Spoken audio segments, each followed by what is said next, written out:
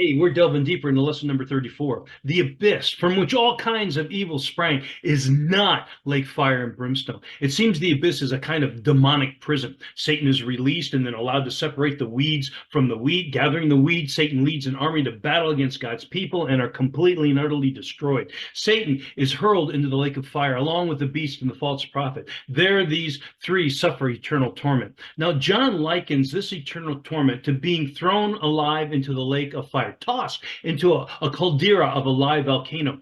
Instead of being consumed, those consigned to Lake Fire and Brimstone continue to exist in torment. Now, some critics, they argue that such an eternity is really cruel, and God is revealing himself as really a perpetuator of evil in the disguise of good.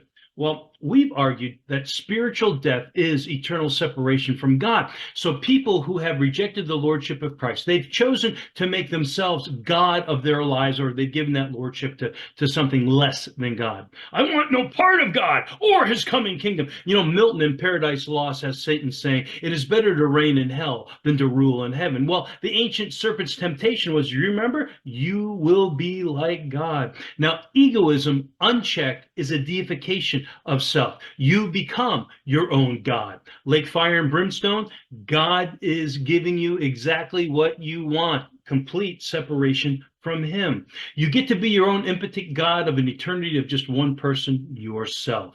Solitary confinement, from which you will not be able to influence another human being, is the result of saying no to God's invitation of salvation. You are shut out of the new heaven and the new earth and new Jerusalem. You are sentenced to eternal separation from God. And my speculation is that Lake Fire and Brimstone is eternal solitary confinement.